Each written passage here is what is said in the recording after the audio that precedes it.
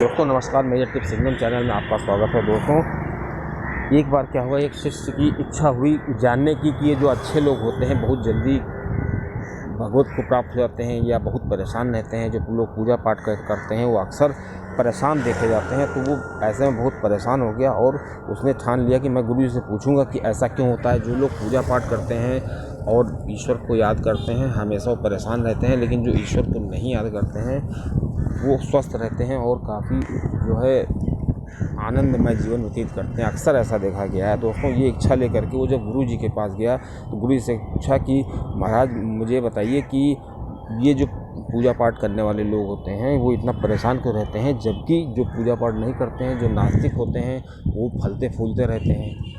तो दोस्तों गुरु जी ने कहा ये बहुत ही आसान प्रश्न है, तुमने जो पूछा है इसका जवाब मैं देता हूँ कि देखो जो लोग पूजा पाठ करते हैं हो सकता है कि उनके पिछले जन्म में उन्होंने ऐसे कर्म किए हों, ऐसे दुख वाले कर्म किए हों, किसी को दुख दिया हो, तो इस जन्म में वो अपना प्रारब्ध काटते हैं, अपने पिछले जन्म में जो गलतियाँ की हैं इस जन्म में काटते हैं।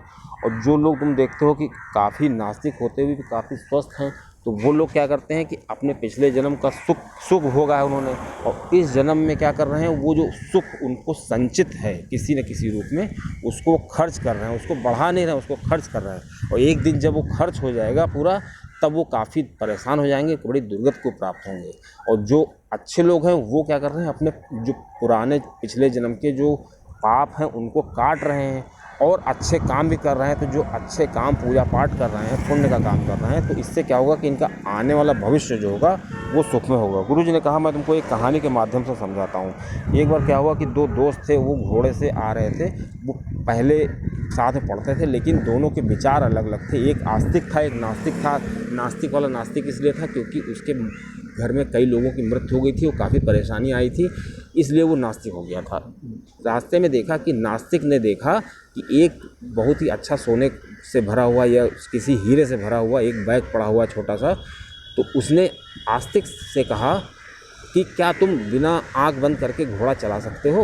तो उसने कहा हाँ क्यों नहीं चला सकता हूँ। दोस्तों उसने आँख बंद करके घोड़ा चलाया, और जब उसने आँख बंद कर ली तो नास्तिक ने क्या किया, वो पैसे उठा लिए और चुपचाप अपने पास रख लिया। वो जान नहीं पाया। उसने सोचा ये जानेगा तो आधा पैसा इसको भी देना पड़ेगा। लेकिन जो आंखें बंद किए हुए था वो आगे गया तो उसको पेड़ के डाल से टकरा गया, तो उसको सर में काफ़ी चोट आ गई।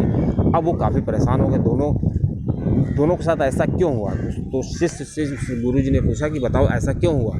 तो शिष्य ने कहा मेरी तो कुछ समझ नहीं आया। तो शिष्य गुरु जी ने कहा मैं तुम्हें समझाता हूँ। कहने लगे कि देखो जो अच्छा व्यक्ति नहीं था, जो नास्तिक था, उसको पैसे मिले क्यों मिले? क्योंकि उसके पूर्व जन्म में जो उसने पुण्य कर रखा था उसके हिसाब से उसको और भी धन मिलना चाहिए था।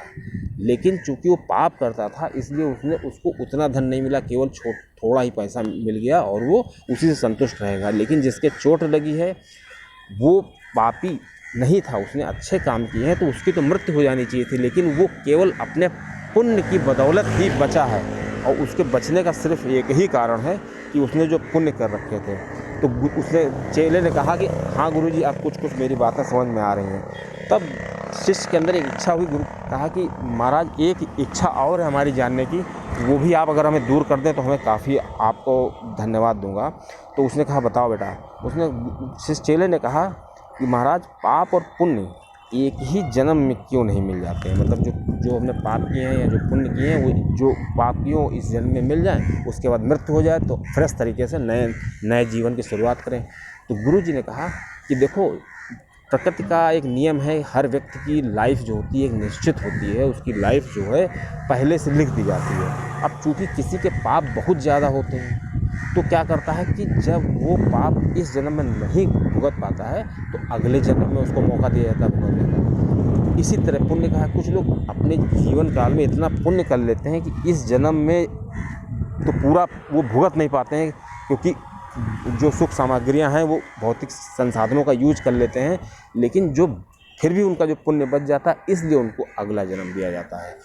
गुरुजी ने कहा इसको ऐसे समझो कि मान लो कि एक कटोरा है, उसमें एक निश्चित मात्रा में ही अनाज आएगा, लेकिन अगर अनाज ज़्यादा है तो हमें कम से कम 2 कटोरे लेने पड़ेंगे तभी वो उसमें आ पाएगा। इस प्रकार मनुष्य का जीवन होता है, मनुष्य के पाप पुण्य होते हैं कि जब उसके जब एक कटोरा भर जाता, मतलब कटोरा मतलब एक लाइफ, जब उसकी एक लाइफ में वो उस कटोरे को भर लेता है, मतलब उसका यूज़ कर लेता है, पाप करता है तो पाप को, पुण्य करता है तो पुण्य को, उसके बाद क्या करता है कि जो बचा हुआ दूसरे कटोरे में है वो दूसरी ज़िंदगी लेनी पड़ती है उसको पूरा करने के लिए, इसलिए जा कर के वो तब जाके उसको वो कंज्यूम कर पाता है।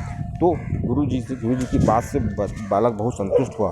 फिर उसने कहा, गुरु जी हमको आप लगे हाथ एक चीज़ और बता दीजिए कि जैसे हम कोई पुण्य करते हैं तो तुरंत हमको उसका लाभ मिल जाना चाहिए, और जैसे पाप करते हैं तुरंत उसका लाभ मिल जाना चाहिए। तो गुरु जी ने कहा, ये आप तुम्हारा तीसरा प्रश्न है, मैं तुमको इसको बताता हूँ, तुम बिल्कुल संतुष्ट हो जाओगे।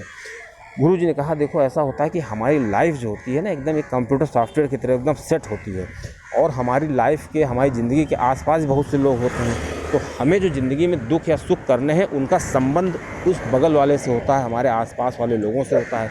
तो प्रकृति का नियम है कि वो कोई भी चीज़ एक साथ नहीं दे सकती, उसका एक सिस्टम है, जब भी उस पाप की ज़रूरत होगी तभी वो आपसे करवाएगा, और जब पुण्य की ज़रूरत होगी तो पुण्य को कराया जाएगा। और जैसे कंप्यूटर में सॉफ्टवेयर सेट होता है, इसलिए जैसे किसी ने कोई पाप किया तो उससे किसी ने करवाया होगा पाप, वो किसी की वजह से किया होगा, तो वो उसका प्रारब्ध था।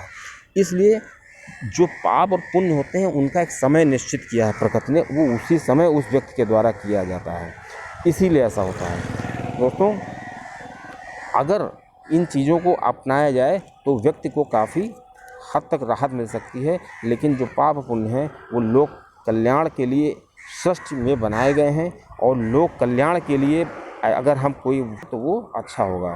दोस्तों, आम के बीज को अगर गर्मी हो, गुरुजी ने कहा अगर एक आम का बीज लें, उसको गर्मी में बो दें और उसमें खूब पानी डालें, तो क्या हमको नया पेड़ मिल पाएगा? कभी नहीं मिलेगा, क्योंकि आम के बीज को बोने का एक निश्चित समय होता है। इसी तरह पाप और पुण्य करने का, भोगने का एक, पाप और पुण्य तो हम कभी कर सकते हैं, वो हमारे हाथ में है, लेकिन जो प्रकृति है, जो ईश्वर है, वो उनका फल हमको देता है, ये उसके हाथ में है।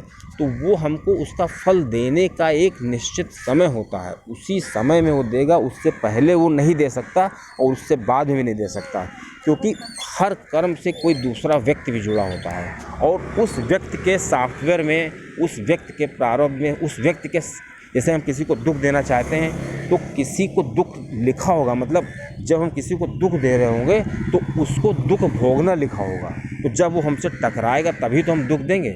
या हम अपना मान लो सुख भोग रहे हैं, तो जब सुख भोग रहे हैं और किसी को हम मान लो सता करके भोग रहे हैं, तो उसको दुख लिखा होगा कि तुमको इस समय दुख मिलेगा, तभी तुम दुख भोगोगे।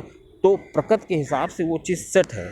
इसलिए जब एक ज़िंदगी में ये चीज़ नहीं पूरी हो पाती हैं, इसीलिए दूसरी ज़िंदगी में दिया जाता है। और अगर पाप के बाद तुरंत हमको फल मिल जाए और पुण्य के बाद तुरंत फल मिल जाए, तब तो फिर बात ही कुछ, सब हर आदमी समझ जाएगा ना, फिर तो वो दुनिया रही नहीं जाएगी। जो दुनिया बनाने का एम है वो ख़त्म हो जाएगा, और कोई कुछ चीज़ों को सीखेगा नहीं, शास्त्रों की ओर कोई ध्यान नहीं देगा, बस सोचेगा अगर हम ये काम करेंगे तो हमको पुण्य तुरंत मिल जाएगा अभी, और पाप करेंगे तो हमको पाप मिल जाएगा, पुण्य करेंगे तो हमको पुण्य मिल जाएगा। तो इससे मनुष्य में लालच आ जाएगा, और जो प्रकृति का जो नियम है वो बिगड़ जाएगा। इसीलिए गुरु जी ने उसको समझाया कि अब हमने तुमको तीनों बातें बता दी हैं। दोस्तों, आपको चैनल अच्छा लगे तो ज़रूर सब्सक्राइब करिएगा।